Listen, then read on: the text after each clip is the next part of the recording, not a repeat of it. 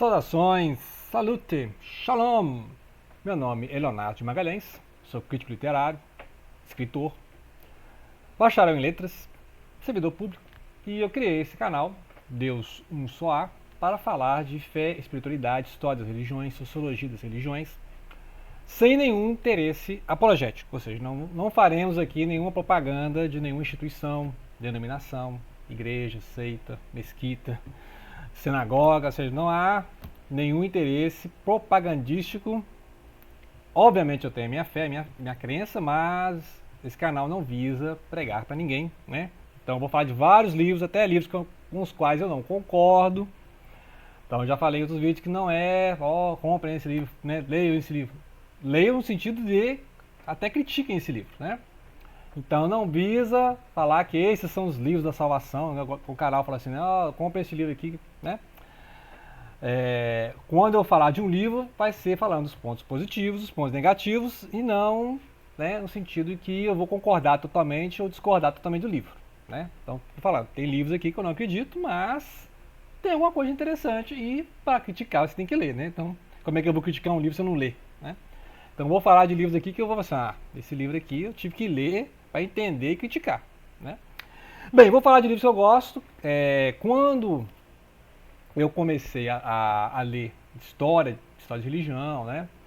Literatura de religião, Humberto Eco, lá nos anos 2000, eu li um livro chamado Pêndulo de Foucault, do Humberto Eco, né? Que foi escrito nos anos 80, depois do Nome da Rosa.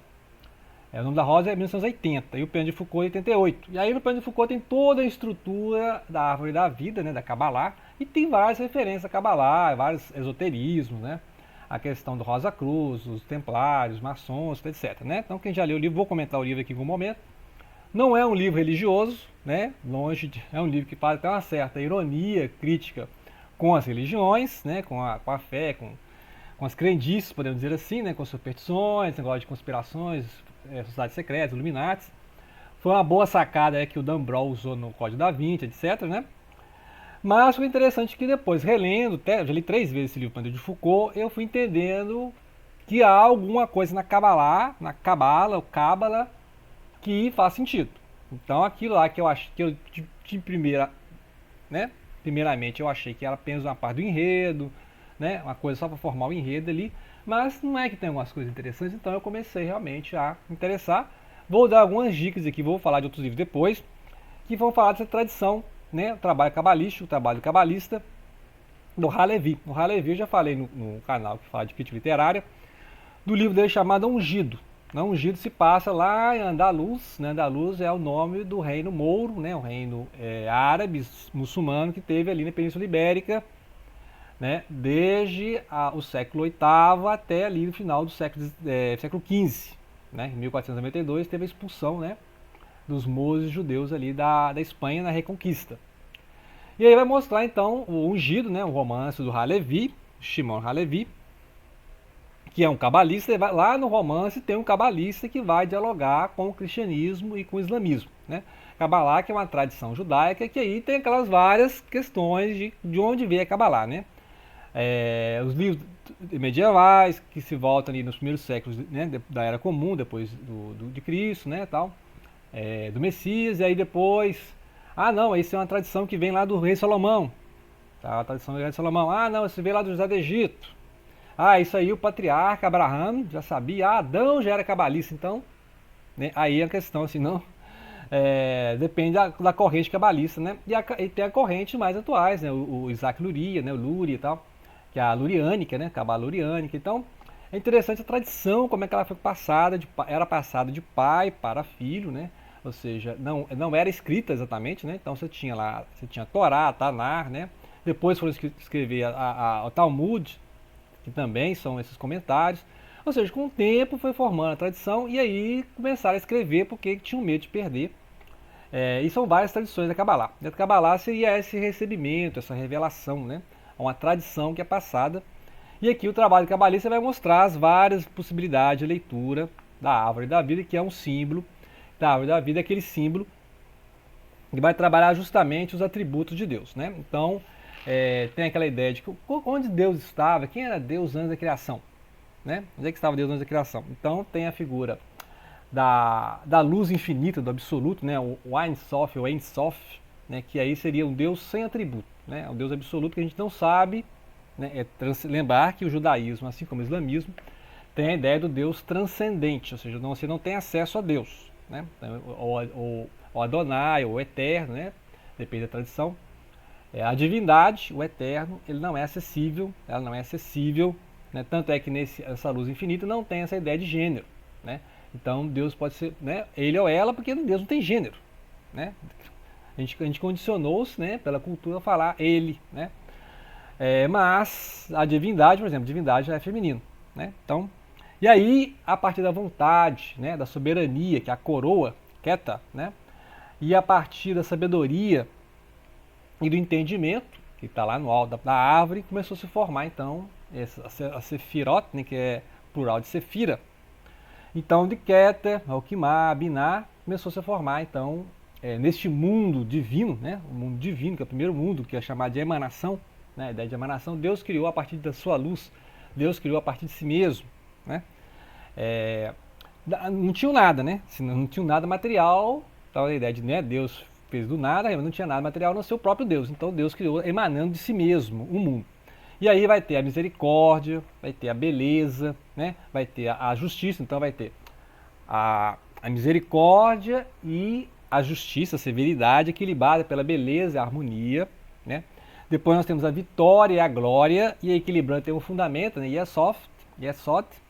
E aí forma-se o mundo da ação, que é esse mundo que nós estamos aqui, o mundo da matéria, que é Malkut, né? Malkut, né? Que é o mundo físico, o mundo que tudo muda, tudo é impermanente, né? Então, seria...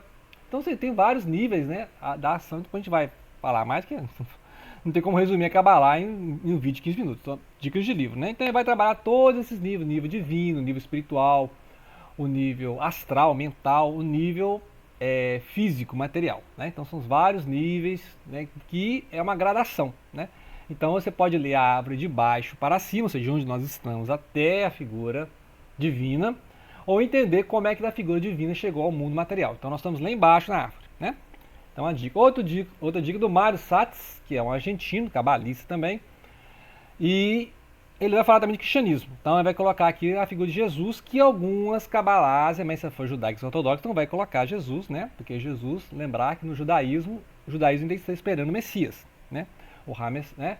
Hamashiach, né? Hamashiach em hebraico, eles estão esperando um ungido, mas para, por exemplo, o judaísmo nazareno, o judaísmo chamado messiânico, né? Que soa até estranho porque todo judaísmo é messiânico, né? Mas esse judaísmo messiânico no Brasil, depois farei um vídeo sobre o judaísmo messiânico nazareno, Jesus já é o Messias, assim, então eles concordam com os cristãos, né? Então os judeus messiânicos estão nesse limbo aí entre os judeus e os cristãos, porque eles são judeus, tem toda a prática judaica, né? Inclusive o hebraico, só que eles creem em Jesus, né? E aí o Satz, né, o Mário Satz, argentino, passou um tempo em Jerusalém, então ele conhece a Kabbalah, e aqui ele vai apresentar, então, igual alguns cabalistas apresentam Jesus como Tiferet, né? Ou a beleza, a harmonia, assim como alguns cabalistas herméticos, que já usam até mitologia grega, vão colocar o Buda, né? O Buda também está em Tiferet.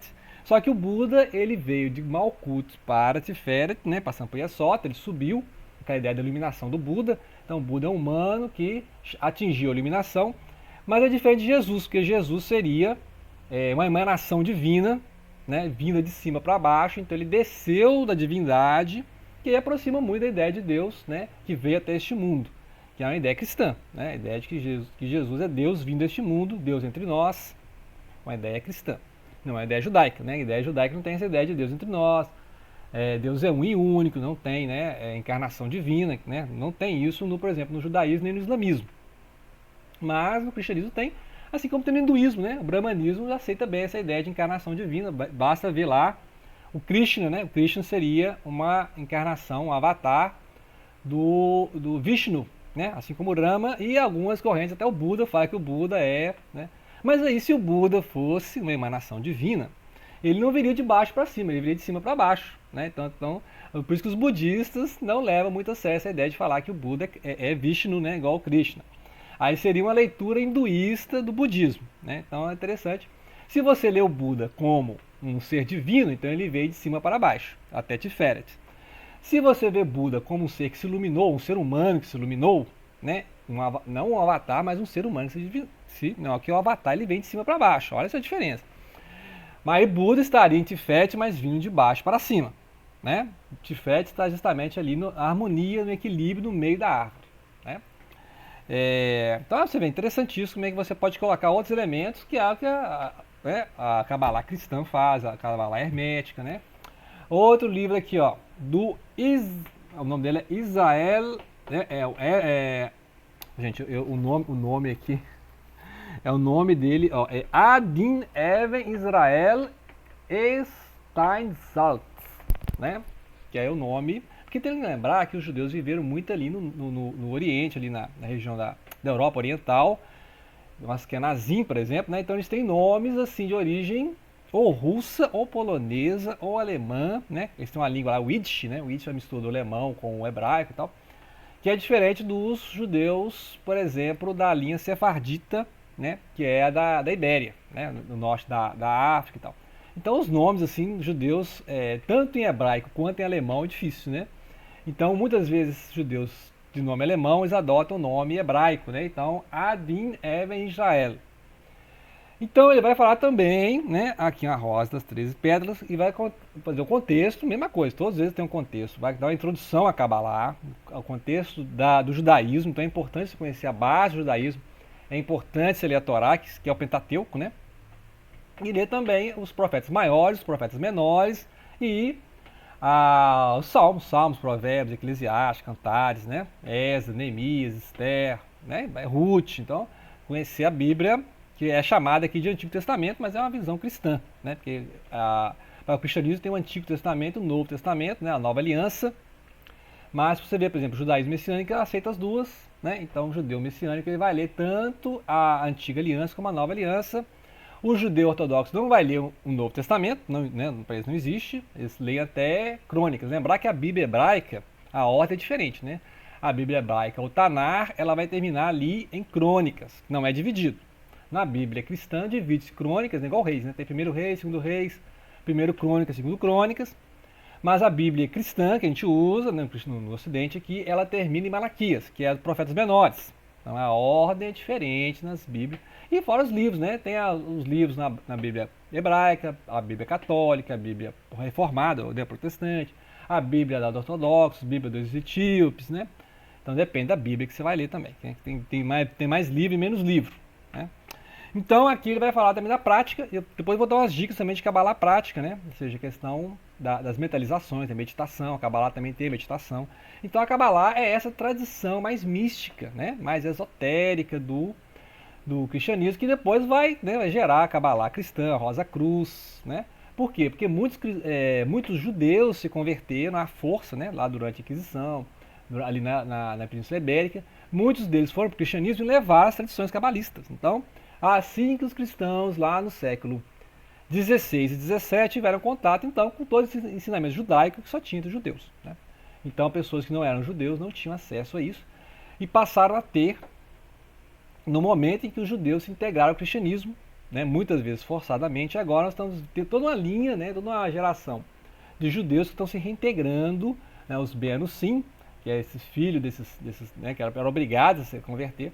Aqui no Brasil, várias pessoas de famílias judaicas, né, estão voltando à religião judaica justamente porque perceberam que são Beanusim, né? Então, pesquisa em si que é interessante conhecer os vários nomes que aqui no Brasil, pessoas que fugiram lá de Portugal, né, e são de família judaica, né? Então, ele vai, ou seja, muita coisa que você pode ver, ó, 15 minutos, muita coisa que eu posso falar. Eu estou só apresentando os livros, depois eu vou fazer um vídeo sobre cada um desses livros, né? E também tem a Kabbalah prática, né? Vou pegar esse livro aqui. E a introdução, aqui é bem introdução mesmo, né? Eu acho assim, bem introdução, vai explicar a fé judaica, o Pentateuco, né? As várias correntes de interpretação.